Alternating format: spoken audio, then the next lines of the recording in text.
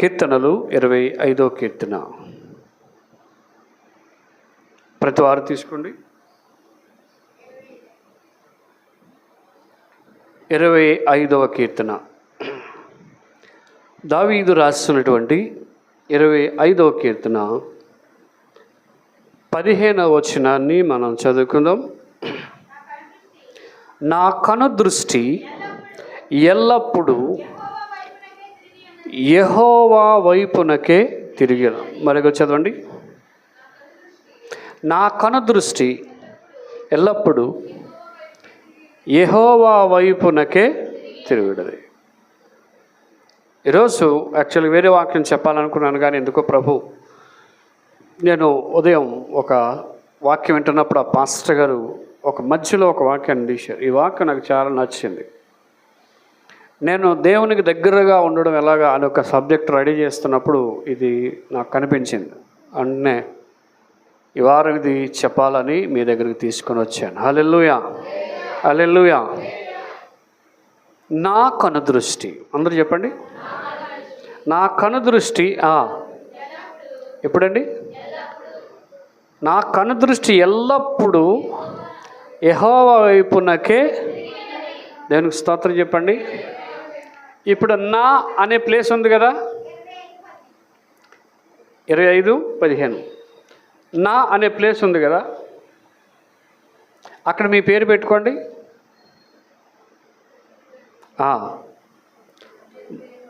చెప్పండి, ఇప్పుడు మీ పేరు పెట్టుకుని చెప్పండి.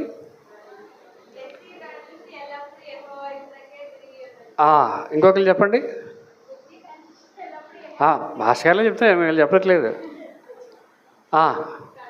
చంటి గారి కనుదృష్టి ఎల్లప్పుడూ దేవుని వైపునకే. అది అలా పెట్టుకోవాలి. కొన్నిసార్లు నా అంటే నేను అన్నదాన్ని ఏం పెట్టుకోవాలి? మీ పేరు పెట్టుకోండి. నా కనుదృష్టి ఎల్లప్పుడూ దేవుడి వైపే. అందరు చెప్దాం ఒకసారి. నా కనుదృష్టి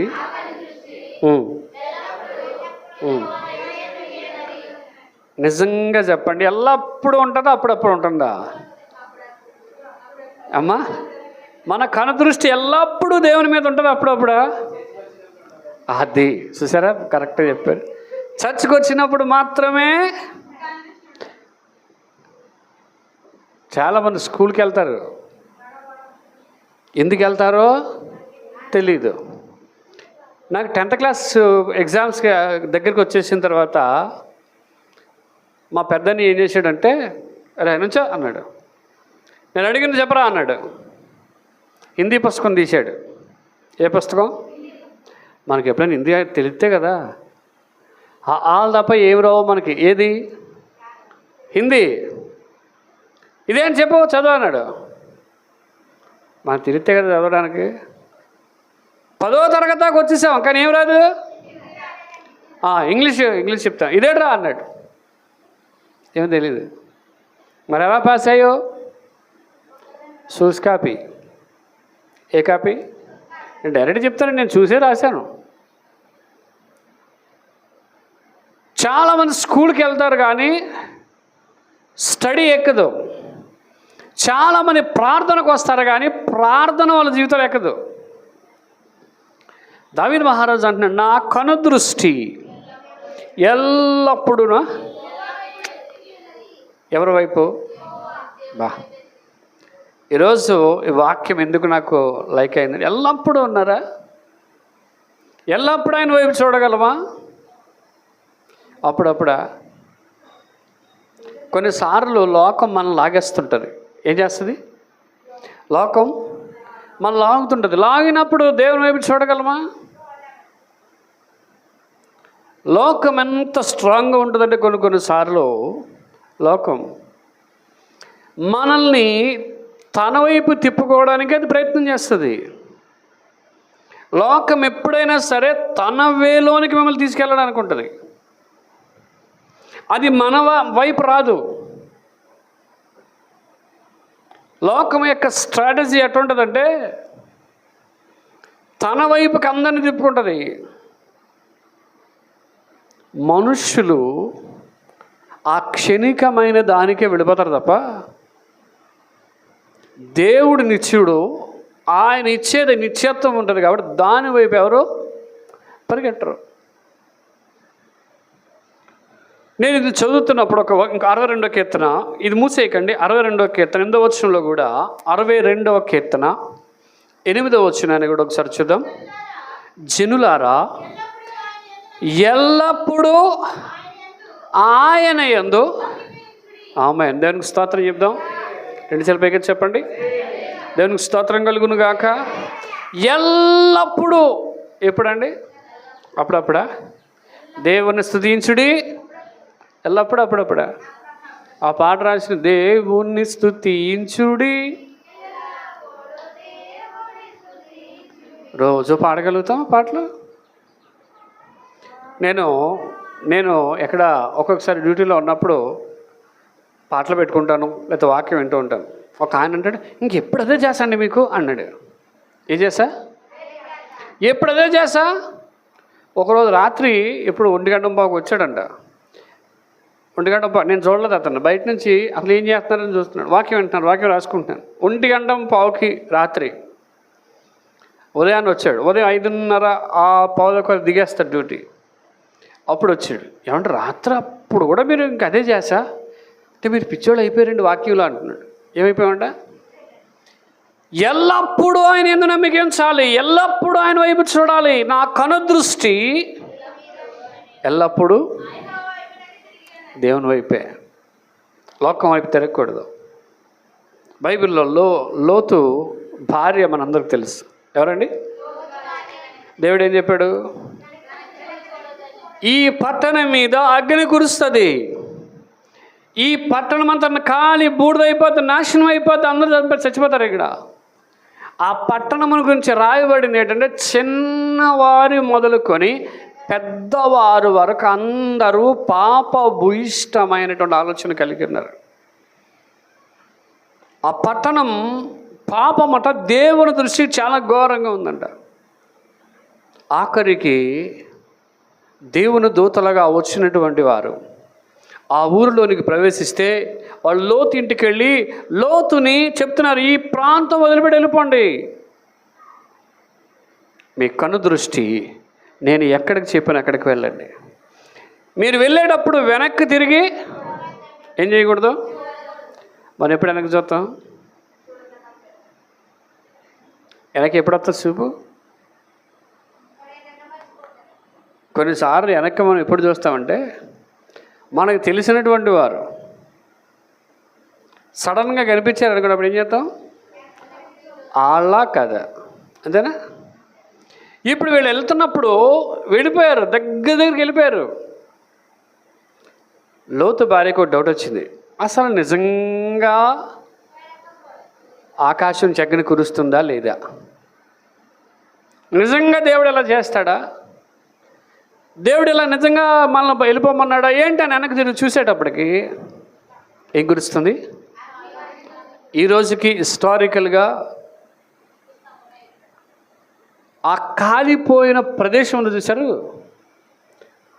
ఆ మట్టి కూడా ఆ రాళ్ళు కూడా గంధకముల చేత కరిగి అంటే కాలిపోయిన ఆనవాళ్ళు ఇప్పటికీ ఆ పట్టణపు ఆనవాళ్ళు ఉన్నాయి. దేవునికి స్తోత్రం, హల్లెలూయా. మీకు బైబిల్లో ఉన్నది ఏది ఫేక్ కాదు, ఇంది హిస్టారికల్. అదే కాదు, ఉప్పు స్తంభం అయిపోయింది, ఇప్పటికీ అది ఉంది. నోవాహు వాడ ఉంది. అలాగే యెహోషువ గ్రంథంలో యాజకులు యార్దాను దాటేటప్పుడు మందసాన్ని పట్టుకున్నారు. మందసాన్ని పట్టుకున్నప్పుడు ఆ కాళ్ళు ఆ నీళ్ళ మీద పెట్టినప్పుడు ఆ నీళ్లు ఏకరాశిగా నిలబడిపోయినాయి. దేవునికి స్తోత్రం. మనకి ఎర్ర సముద్రం మీద తెలుసు, ఎర్ర సముద్రం మీద వాళ్ళు ఏం చేశారు? 2 పాయలు నడిచారు. కానీ యెహోషువ గ్రంథంలో అయితే యాజకులు ఎప్పుడైతే ఆ నీళ్ళ మీద అడుగు పెట్టారో, మందస్సు వీళ్ళు మోస్తున్నారు కదా, నీళ్లు ఏకరాశిగా నిలిచిపోతే ఆ వెళ్ళిపోయిన తర్వాత కొన్ని రాళ్ళను నిలబెట్టారు. ఈ రోజుకి ఆ రాళ్ళు సజీవముగా ఉన్నాయి. దేవునికి స్తోత్రం. లోతు భార్య ఒక్క క్షణం ఏం జరుగుతుందని వెనక్కి తిరిగింది. తన కనుదృష్టి దేని మీదకి వచ్చింది అమ్మా? అసలు ఏం జరుగుతుంది? చాలామంది ఒకేసారి సంపాదించుకున్నంత వదిలేసి వెళ్ళిపోవాలంటే ఎలా అవుద్ది? నేను పొద్దుట ఒక 1 వీక్ నుంచి నైజీరియాలో చాలామంది ఆ దేశం విడిచి వెళ్ళిపోతున్నారు. క్రైస్తవుల్ని ఇస్లామిక్ టెర్రరిస్టులు అందరూ చంపేస్తున్నారు. ఈవెన్ అమెరికా వాళ్ళు కూడా ఎవరు ఏం చేయలేని పరిస్థితి.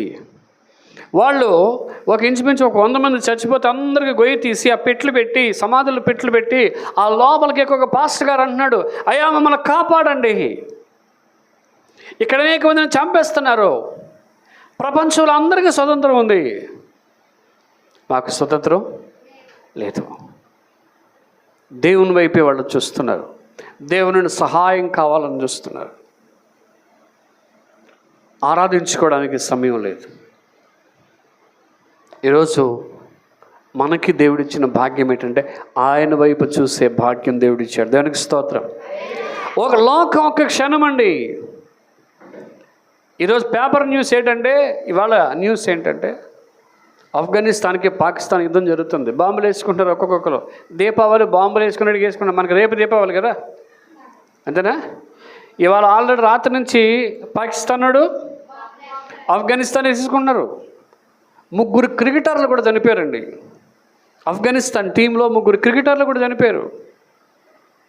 న్యూస్లో వస్తారు చూడండి. లోతు భార్య లోకం వైపు చూసింది. లోకంలో ఏది నీతో వస్తుందండి? నేను ఈ మధ్య పాట పని, ఈ లోకమే నాటకరంగం, మన చుట్టూ ఉన్నది అంతా భ్రమయే. మన చుట్టూ ఉన్నది అంతా. నేను ఆ పాట పాడుతుంటే మా ఆవిడ అంటుంది, నన్ను ఎందుకు పెళ్లి చేసుకున్నావు, పాట పాడుతున్నావు అంటుంది. మన చుట్టూ అంతయు, నేను పాట పాడేటప్పుడు మా పాప ఎంత నుంచి మన చుట్టూ ఉన్నది అంతయు భ్రమయే. లోకంలో ఉన్నప్పుడు ఏది మనతో రాదండి. మీరు ఎంత సుందరంగా కట్టండి, వస్తుందా? ఆ పాటలో చాలా విలువైన వర్డ్స్ ఉంటాయి. లోకంలో పదవిని ఆశించేవాడిది ఎవరికి శాశ్వతం కాదు. ప్రేమలు ఉంటాయి, ఏ ప్రేమ శాశ్వతమైనది కాదు. మీరు తల్లులుగా మీ బిడ్డలంటే మీకు చాలా ప్రేమ ఉంటుందా? ఉండదమ్మా? అన్నం తినకపోతే ఏం చేస్తారు? బతిమాలతారు. అంతకు తినకపోతే అప్పుడు వస్తుంది అసలు ప్రేమ. పడాలను కూడా వస్తారండి. ప్రేమ ఏమైంది? ఒక్కడ తగ్గింది, ఒక్క బిట్టు. మనకి ఎప్పుడు ప్రేమ తగ్గిపోతుంది అంటే ఒక్కొక్కసారి ఉన్నతంగా వెళ్ళిపోతుంది, ఒక్కొక్కసారి ప్రేమ డౌన్ అయిపోతుంటుంది. కానీ శాశ్వతమైన వాడు దేవుడు. దేవునికి స్తోత్రం. నేను ఎల్లప్పుడూ నా కనుదృష్టి ఎవరి మీద ఉంది? 25వ కీర్తనలు ఇంకొకటి చూద్దాం, చూడండి ఆయన ఎలాగ కనిపెడుతున్నాడు. 5వ వచనం, 25వ కీర్తన 5వ వచనం.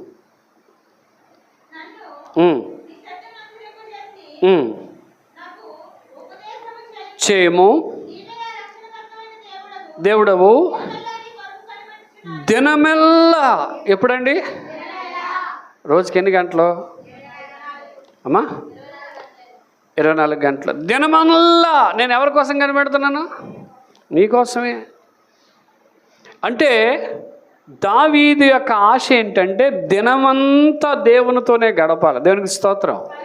ఆయన ఎంత దగ్గరగా ఉండాలని చూస్తున్నాడంటే దినమెల్లా. మన 24 గంటలు 8 గంటలు నిద్రకే పోద్ది. ఎన్ని గంటలు చెప్పండి? 8 గంటలు, 8 గంటలు. రాత్రి 10 గంటలు పడుకుంటే ఉదయం 6 గంటల దాకా డోంట్ డిస్టర్బ్, అంతేనా? ఇంకా 16 గంటలు 8 గంటల పనికి పోద్ది. దేనికి? 8 గంటల పని. మిగతా 8 గంటలు ఏంటంటే టైం పాస్. ఎలాగ అయిపోద్దో తెలియదు. ఏదో ఒక టైము, ఏదో ఒక పని ఏమైపోద్ది, అయిపోద్ది. 24 గంటల్లో దేవునికి ఎంతసేపు? దినమెల్లా నేను నీ కొరకు కనిపెట్టుచున్నాను. 3వ వచనం, నీ కొరకు కనిపెట్టిన వారిలో ఎవడునో సిగ్గునందడు. దేవునికి స్తోత్రం చెప్దాం. నా కనుదృష్టి ఎల్లప్పుడు నీ మీద ఉందంటే అర్థం ఏంటంటే నీ కొరకు నేను కనిపెడుతున్నాను కాబట్టి నేనేమవను, నేను సిగ్గుపడను, సిగ్గుపడే స్థితికి నేను వెళ్ళను. దావీదు మహారాజు ఒక ఉన్నతమైన స్టేట్మెంట్, ఈ కీర్తనంతా కూడా ఒక ఉన్నతమైన స్టేట్మెంట్. నా కనుదృష్టి ఎల్లప్పుడూ యెహోవా వైపునకే తిరిగి. ఇదే కీర్తనలో ఒక 4 విషయాలు మీకు జ్ఞాపకం చేస్తాను. 4 విషయాలు దేవుని వైపు ఎల్లప్పుడూ చూసినప్పుడు ఇతనికి కలిగిన దీవెనలు ఏంటో ఒకసారి మనం మళ్ళీ 15 వచనం చదువు. నా కనుదృష్టి ఎల్లప్పుడూ యెహోవా వైపు తిరిగి ఉన్నది. ఆయన నా పాదములను ఎక్కడి నుంచి, మొట్టమొదటిగా ఎల్లప్పుడూ మన కనుదృష్టి దేవుని వైపు చూస్తే మన పాదములను దేవుడు ఎక్కడ పడినివ్వడట, వలలోని పడనివ్వడు. దేవునికి స్తోత్రం చెప్పండి. మనం లోకం అనేది ఒక వల, పాపం అనేది ఒక వల, స్త్రీ అనేది ఒక వల. ఎన్ని వలలు చెప్పాను? మొదటిది ఏంటి? లోకం అనే వల. ఏ వల? రెండోది పాపం అనే వల. మూడోది స్త్రీ. చెప్పండి, గట్టిగా చెప్పండి. చాలామంది చూడండి, ఆడవాళ్ళు గొడవ ఆడుకున్నప్పుడు వల్ల వేసేసుకుందండి అంటారంటారా. ఏది? ఒక స్త్రీ కూడా వలే. మీరు సామెతల గ్రంథం అంతా చదివితే వల వంటి స్త్రీ అంటాడు. ఏ స్త్రీ? సొలొమోను మహారాజు ఎందుకు ఆ యొక్క భాషా శైలి వాడాడంటే అన్నిటి నుంచి తప్పించుకున్నాడట, కానీ స్త్రీ అనే వల నుంచి తప్పించుకోవడం ఎవరి వల్ల కాలేదు? ఆయన వల్ల కాలేదు. అందుకే అన్నీ అనుభవించేసి ఆయన ఒక మాట అన్నాడు, అన్నీ వ్యర్థం అన్నాడు. అంతా వ్యర్థమే. ఏది అనుకున్నది ఏదైనా సరే అది వల వంటిది, దాన్ని తప్పించుకోవడం. 700 మంది భార్యలంట. ఎంతమంది? 300 మంది ఉపపత్నులు. దేవుని నుంచి దూరం అయిపోయిన తర్వాత 1000 మంది భార్యలతో జీవనం సాగించాలంటే ఎలా ఉంటుందండి? ఒక భార్యతోనే ఆగలేకపోతున్నాం ఏమండి? ఒక్క భార్యతోనే మనం ఖురాన్ చదివానండి నేను. ఏది? ఖురాన్ చదివానండి. ఖురాన్లో చచ్చిపోయిన తర్వాత మగోళ్ళు వాళ్ళ స్వర్గంలోకి వెళ్ళిపోయారనుకోండి, వాళ్ళ దేవుడట ఒక మగోడికి 72 మంది ఇచ్చి పెళ్లి చేస్తాడంట ఆడోళ్ళని. ఎంతమందిని చెప్పండి? ఎంతమంది? భూమి మీద 4 చేసుకోవచ్చు వాళ్ళ ఖురాన్ ప్రకారం. అక్కడికి వెళ్తే ఎంతమంది? Bumper offer. మరి హైందవ సనాతన గ్రంథంలో కూడా అక్కడికి వెళ్తే ఎవరుంటారట? రంభా, ఊర్వశి. మరి యేసుప్రభువు నమ్ముకుంటే అసహ్యమైనది, అపవిత్రమైనది ఏది ఎక్కడ ఉండదు. ఎక్కడ ఉండదు చెప్పండి? ఎక్కడ ఉండదు? నేను మన ఒక సభ ఇదే మాట్లాడాను. మీకు ఏ స్వర్గం కావాలి? బైబిల్ స్వర్గమా, ఖురాన్ స్వర్గమా, లేక రంభావరసు మేనకల స్వర్గమా? ఏది కావాలి మనకి? బైబిల్లో పరలోకి వెళ్ళినంత పెండ్లికి ఇయ్యబడరు, పెండ్లి చేసుకొనరు, పెండ్లికి ఇయ్యబడరు. వాళ్ళు ఎలా ఉంటారు? దేవదూతలను, దేవుని కుమారులను పోలి ఉందురు. దేవునికి స్తోత్రం చెప్పండి. ఎలా ఉంటారు వాళ్ళు? అది. ఇప్పుడు స్త్రీ అనే వాళ్ళ నుంచి తప్పించుకోవాలి. 2 లోకం అనే వల. ఏ వల? లోకంలో ఉన్నదంతా శరీరాశ, నేత్రాశ. మొన్న మేము బ్లెస్సీకి బట్టలు కొనడానికి వెళ్ళాం రాజమండ్రి. ఒక షోరూమ్కి వెళ్ళాం. అది ఏ షోరూమ్? అది చెన్నై షాపింగ్ మాల్. అక్కడికి వెళ్ళిన తర్వాత అక్కడ లేడీస్కి చూపిస్తారు కదా, ఏది డ్రెస్లు అయితే చూపిస్తారు కదా. వాళ్ళకి డ్రెస్ కోడ్ ఎలా ఉంది తెలుసా? వాళ్ళ జాకెట్స్ ఇక్కడ దాకా ఉన్నాయి. ఎక్కడ దాకా? బ్లౌజ్ ఇక్కడ దాకా. ఎదరు ఇంకో షాపింగ్కి వెళ్ళి కదా, అదేంటిది?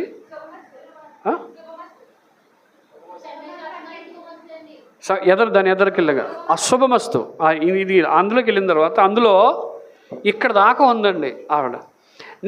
వీళ్ళేమో కొంటున్నారు, నేనేం కొనలేను కదా, ఆడలో నేనేం కొంటాను, నేను చెల్లట్టుకుని అలా చూస్తాను. నేను ఎక్కడికి వెళ్ళిన అబ్జర్వేషన్ చేస్తాను. సో వాళ్ళ యొక్క ఈ డ్రెస్ సెన్స్ ఉంది చూసారు, చాలా నీట్గా. మీరు హోమ్ మినిస్టర్ అనిత గారిని చూసారా? డ్రెస్ సెన్స్ ఎట్లా ఉంటుంది? ఆవిడ సేమ్. నేను అన్నాను ఈ డ్రెస్కి ఎక్కడో చూశాను అనుకున్నాను. అంటే దాని ఉద్దేశం ఏంటో తెలుసా? ఆ షాపింగ్ మాల్కి ఎవరు వచ్చినా లోకం అనే వలలో పడకూడదు. మనోళ్ళు అట్ట వేసుకుంటాం మనం. నేను స్త్రీల గురించి చెప్పాను, నేను విమర్శించట్లేదు, కానీ అట్ట వేసుకుంటాం మనం. స్త్రీ చాలా జాగ్రత్తగా ఉండాలి. ఆ షాపింగ్ మాల్కి వెళ్ళిన తర్వాత నాకు స్ట్రైక్ అయింది ఏంటంటే, ఆ షాపింగ్ మాల్లో వచ్చిన స్త్రీని చూసి స్త్రీ వ్యామోహంలో పడిపోకూడదు. అందుకే నేను ఏం చేశానంటే, లోకము అనేది ఎలా ఉండాలంటే, ఈ లోకంలో మనం ఎలా ఉండాలి? ముట్టనట్టుగా అంటనట్టుగానే ఉండాలి. దేవునికి స్తోత్రం, హల్లెలూయా.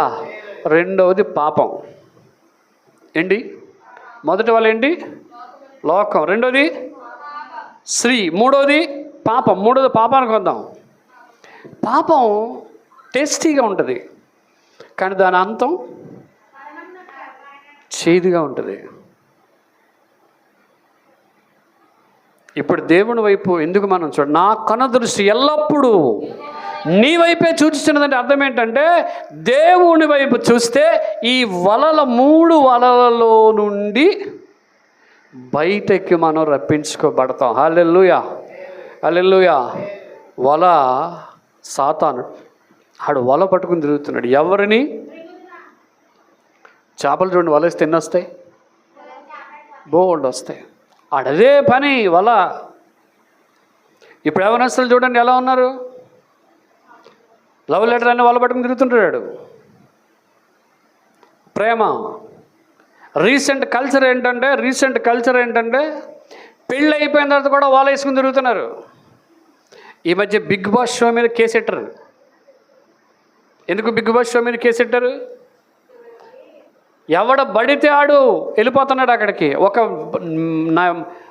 నైతికమైన విలువలు లేని వాళ్ళు అందరూ వెళ్ళిపోతున్నారని చెప్పి కేసు పెట్టారు. ఆ కేసు పెట్టిన వాళ్ళు వాళ్ళ మీదే కాదు కేసు, సినిమాల మీద కూడా కేసు పెట్టాలి. ఎందుకంటే సినిమాలు వచ్చేవన్నీ కూడా స్త్రీలు అశ్లీలం లేదా సినిమాల్లో,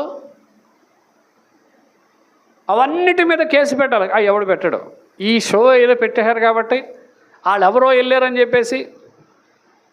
లోకం ఎలా ఉంటుందంటే, మనకు చూడ్డానికి అన్నీ గొప్పగా కనిపిస్తాయి. ఒక పాస్టర్ గారు న్యూజిలాండ్ అనే దేశం వెళ్ళారంట. ఏ దేశం? న్యూజిలాండ్ అనే దేశం వెళ్ళారంట. ఆ దేశం అంతా చాలా పచ్చగా ఉంటుంది, చూడడానికి వ్యాలీస్ ఇవన్నీ చాలా చక్కగా ఉంటాయి.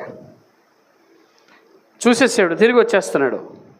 తిరిగి వచ్చేసేటప్పుడు అనుకున్నాడట, ఇవి ఎంతకాలం ఉంటాయి?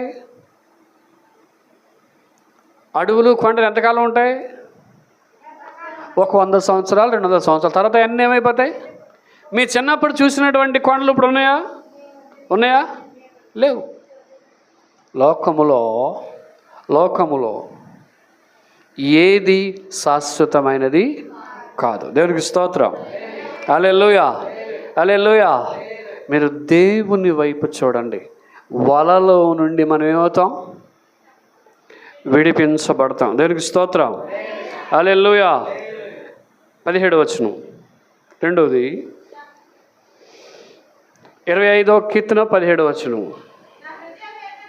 నా హృదయ వేదనలు అతి విస్తారములు, ఇక్కట్టులో నుండి. రెండవదిగా దావీదు గారు ఆయన ఒక మాట చెప్తున్నారు, వల నుంచి విడిపించబడాలని మొదటి చెప్పాడు. రెండవది ఏంటంటే, మళ్ళీ చదువుమా. నా హృదయ వేదనలు ఏంటండి? అమ్మ, మీ హృదయం ఎవరికైనా కనిపిస్తుందా? మీ హృదయం అమ్మా, మీ హృదయం మీకు కనిపించదు, మాకు కనిపించదు. ఎవడు హృదయం వాళ్ళలోనే హృదయ వేదనలు అతి విస్తారములు. ఇది కౌంట్ లేవు. నీ హృదయంలో ఆలోచన అంటూ స్టార్ట్ అయితే దానికి అంతం ఉండదు. నువ్వు కళ్ళతో చూసి కొనేదలన్నా నీ హృదయానికి ఇంపైనదిగా ఉంటే ఏదైనా సంపద. నా హృదయ వేదనలు అతి విస్తారములు, ఇక్కట్లలో నుండి నన్ను విడిపింపము. చాలామంది దేనికి బందీ అయిపోయారు తెలుసా? హృదయం. అందరూ చెప్పండి. హృదయం అన్నిటికంటే ఏంటండి? మీ హృదయం ఎంత మోసకరమైంది. హృదయం అన్నిటికంటే. ఒక పాస్టర్ గారు, రాజన్న గారు అని వస్తున్న మినిస్ట్రీస్లో ఒంగోలులో ఉంటారు. ఆ దైవజన్ దగ్గరికి ఒక యవనస్తురాలను తీసుకొచ్చారు. ప్రేమ అంటుంది అని తీసుకొచ్చారంట.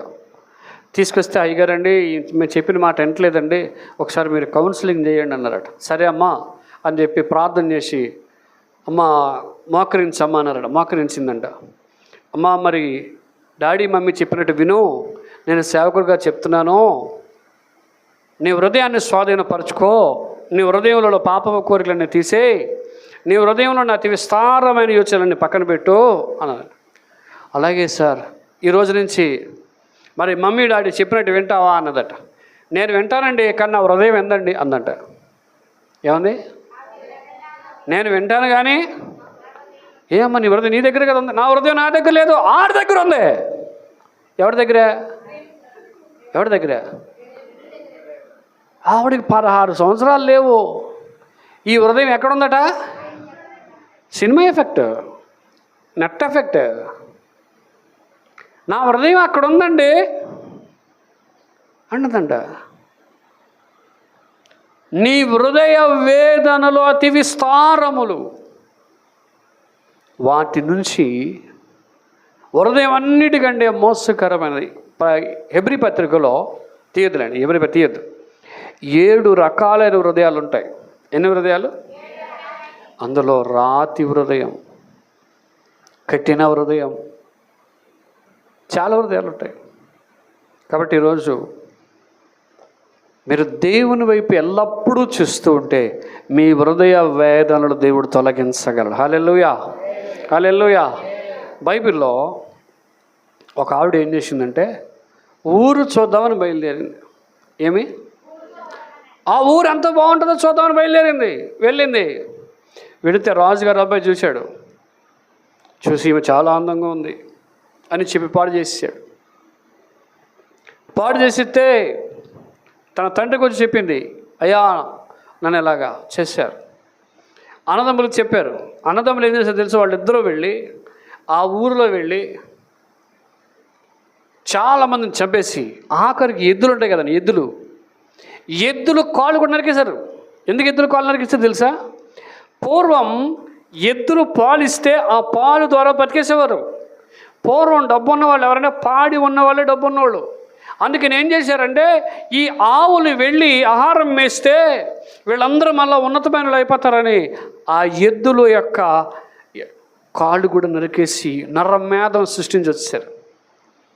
వచ్చించి ఆఖరికి వాళ్ళు ఏం చేశారంటే రాజు వాళ్ళ తండ్రి ఇది కరెక్ట్ పని కాదని చెప్పి మళ్ళీ వీళ్ళ దగ్గరికి వచ్చి, అయ్యా మా అబ్బాయి తప్పు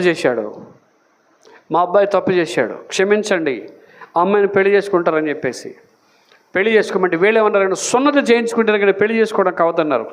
సున్నత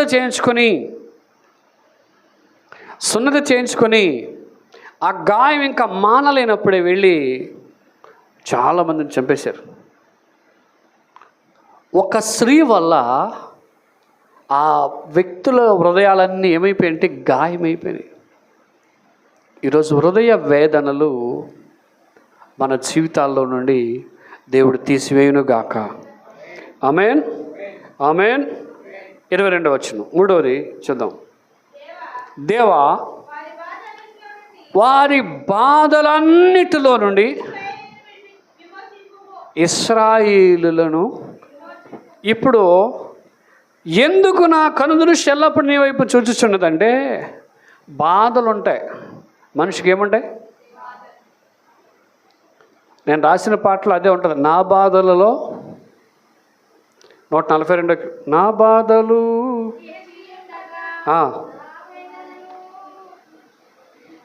రాదు మనకి. నీ సన్నిధిని కొమ్మరించు.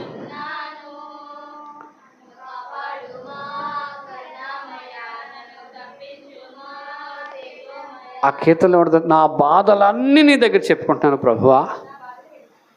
నా బాధలు ఎంతో ఉన్నతంగా ఉన్నాయి. కొన్నిసార్లు కొంతమంది బాధలు తీర్చలేని బాధ. ఒక భర్త భయంకరమైన యాక్సిడెంట్ అయిపోయింది. కాలంతా ఒక సైడు బోన్స్ అన్నీ ఇరిగిపోయిన తర్వాత కుట్లు వేసారు, కొన్ని రాడ్స్ వేసారు. రాడ్స్ వేసిన తర్వాత కొత్తలో అంటే కుట్టిన తర్వాత ఎట్టుంటుంది? ఈ కాలంతా నొప్పి వస్తుందా రాదా? నొప్పి వస్తుందా? నొప్పి వస్తే భార్య ఏం చేయాలి? అమ్మా మా భర్తకు బాగోపోతే భార్య ఏం చేస్తుందమ్మా? భలేగా ఉందా, బాగుందా అంటారా? అంటే ఏమవుద్ది? అంటే ఏమవుద్దమ్మా? ఈవిడ ఏం చేసింది తెలుసా? ఆ కుట్లన్నీ చూస్తుందంట, చూసి బాధ ఉందా అంటుందంట. ఏముంది? ఆయన బాధతోనే ఎడుతున్నాడు. దేంతో? మళ్ళీ ఆవిడ ఏమడుగుతుంది? బాధ ఉందా, నొప్పిగా ఉందా? అప్పుడు అంటుందా, ఇప్పుడు తెలుస్తుందా నొప్పి నీకు అంటుందండి. ఎప్పుడు? నన్ను చేసుకుని 2 సంవత్సరాల్లో నొప్పి తెలియలేదా నీకు? ఇప్పుడు తెలుస్తుందా? నొప్పి వస్తుందా? పర్లేదు, ఓర్చుకో. ఏంటి? లోకంలో ఒకరు బాధలో ఉన్నప్పుడు మనకి ఎలా అనిపిస్తుంది తెలుసా? నిజంగా బాధ ఉందా అనిపిస్తుంది. కానీ ఆ బాధ అనుభవించినోడికి అంతేనండి. ఇప్పుడు కాలిపోయిన వాళ్ళు ఉన్నారు అనుకోండి, ఆ కాలిపోతే ఎలా ఉంటుంది? చర్మం ఎట్లుంటుంది? అది అంత బాధ ఉంటుంది కాలిపోయింది. పూర్వం సెర వేసేవారు, ఇప్పుడు సెర ఎక్కడ దొరకట్లేదు మనకి. పూర్వం ఎక్కడ కాలిపోతే సెర ఎత్తే కొంచెం ఉపశమనం, చాలా స్పీడ్గా అందులో కెమికల్ ఉంటుంది కాబట్టి ఆ కెమికల్కి అదొక మెడిసిన్ అయ్యేది. ఇప్పుడు సెర లేదు, ఎక్కడ ఇంకు బాటిల్ ఎక్కడ లేదు. కాలిపోయిన వెంటనే బర్ణాలు రాసుకోపోతే అది పాపం కాలు ఇరిగిపోయిన బే తగ్గుతుందా? రోజు ఉదయం లేచి బాధ తగ్గిందా అనేదంట. పాపం రాత్రంతా మూలిగేవాడు, ఉదయం లేచేసరికి ఏమవ్వాలి? బాధ. డాక్టర్ గారు మెడిసిన్ ఇచ్చినంత మాత్రం బాధ తగ్గిపోద్దా? అప్పుడప్పుడు మీ పిప్పన్ను వచ్చి పిప్పన్ను నొప్పి వచ్చి ఎట్టుంటుంది అమ్మా? పిప్పన్ను ఆ బాధ ఎలా ఉంటుంది తెలుసా? ఈ పన్నుకి నరానికి లింక్ ఉంటుంది. మనకి నొప్పి వచ్చినప్పుడు ఆ పన్ను లోపల నరం ఏమవుతుందంటే జివ్వులు లాగుతుంటుంది చాలా. ఎందుకంటే నాకు పళ్ళన్నీ చాలా పళ్ళు అలాగే పోనీ. రీసెంట్గా డాక్టర్ గారు ఏమన్నాడంటే, మీ పళ్ళు శుభ్రంగా ఉండాలంటే ఒక 2 పనులు చేయమన్నాడు. ఒకటి ఏంటంటే, ఏది తిన్నా పుక్కిలించాలంట. రాత్రి పడుకున్నాడో బ్రష్ చేస్తే మీ పళ్ళు ఆరోగ్యంగా ఉంటాయి. మనం అలా ఈ 2 పనులు చేయకుండా మీ పళ్ళు చాలా త్వరగా ఆడికి వెళ్ళిపోయిన డబ్బులు ఇచ్చేయడమే. ఆ 2 పనులు మనం చేస్తామా? మీరు ఎంతమంది నైట్ టైం బ్రష్ చేస్తారు? ఉదయమే అతి కష్టం మీద దోతుంటాం, రోజుకి ఉదయాన్నే కదా. ఎప్పుడో ఈవినింగ్ చేసేవాళ్ళు తక్కువ. 10 గంటలకు 9 గంటలకు తినేసి పడుకోవడమే తప్ప బ్రష్ చేసే విధానం, తిన్న తర్వాత కూడా పుక్కిలించే విధానం కూడా చాలామందికి ఉండదు. సో బాధలు అధికమైనప్పుడు ఆ బాధల నుంచి విడిపించేది దేవుడే. కాబట్టి దావీదు మహారాజు ఎవరి వైపు చూస్తున్నాడు? దేవుని వైపే చూస్తున్నాడు. ఇంకొక విషయాన్ని నేను చదివి ముగిస్తాను. 21వ వచనం, నీ కొరకు నేను కనిపెట్టుచున్నాను, యథార్థతయు నిర్దోషత్వమును నన్ను సంరక్షించునుగాక అన్నాడు.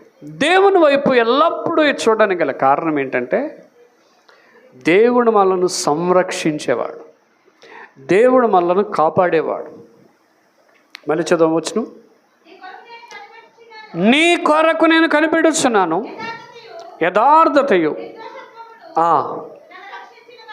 యథార్థతయు నన్ను సంరక్షించు. అంటే దేవుని దగ్గర యథార్థముగా ఉండాలి. దేవుని దగ్గర ఎప్పుడు నిజమే పలకాలి. దేవుని దగ్గర యథార్థత మనకు కావాలి. అప్పుడప్పుడు సంఘంలో కానుక వస్తుంది కదా, కానుక, అందులో కొన్ని చిరిగిపోయిన నోట్లు వస్తాయి. ఏ నోట్లు? చిరిగిపోయిన నోట్లు వస్తాయి. ఏం చేయాలి అట్లనే? అప్పుడు 10 కాగితాలు ఉంటే మధ్యలో ఇట్టేసి కనపడకుండా చేస్తే అది యథార్థత ఏమండి? మీ దగ్గర 10 100 రూపాయల నోట్లు ఉన్నాయి, అందులో 2 చిరిగిపోయి ఉన్నాయి. పైన ఎట్టేస్తారా, మధ్యలో ఎట్టేస్తారా? ఏమవుద్ది? పైన ఎడితే ఆడు చూసినాడు, ఏమండి 200 ఎవరు తీసుకోరండి అంటాడు. అంటారా? మడిసి ఇచ్చేసామనుకోండి, ఏమవుద్ది? అప్పుడు ఎలా అవుతుందా? నేను ఎప్పుడైనా సరే వాళ్ళకి ఎదరకుండా, బాబు ఈ నోట్ ఎలా ఉంది తీసుకుంటారా? ఒకసారి మా ఇంట్లో జరిగింది చెప్తున్నాను. ఒక 100 రూపాయల నోటికి మధ్యకి చిరిగిపోయిందండి. ఏమైంది? మధ్య చిరిగిపోతే అది మధ్యని టేప్ వేసారు ఒక సైడు. నేను తీసేసుకున్నాను ఒకళ్ళ దగ్గర. తీసేసుకొని మా పాస్టమ్మ గారికి అన్నాను, ఈ 100 రూపాయలు బ్యాంక్కి వెళ్ళి మార్చాలి, ఇక్కడ ఎవడు మార్చేటట్టు లేడు అన్నాను. అని మరుసటి రోజు వచ్చేసరికి అందులో 100 రూపాయల నోట్ లేదు. ఏం లేదు. మా పాస్టమ్మ గారిని అడిగాను, 100 రూపాయలు కూరగాయలు కొనేసానండి. ఏ కాయలు? మడతెట్టితే తీసేసుకొని ఉంటున్నాడు. ఎవరు?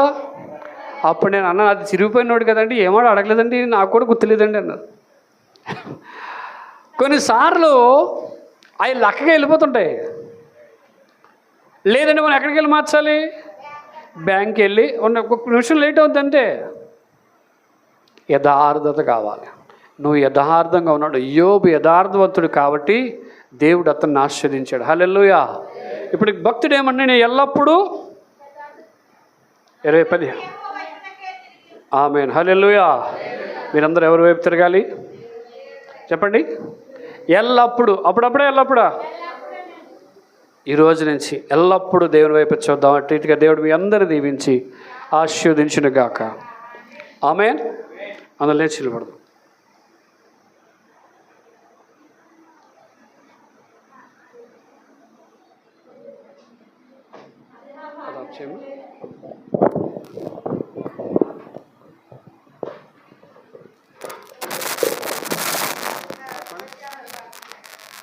రాపాలి.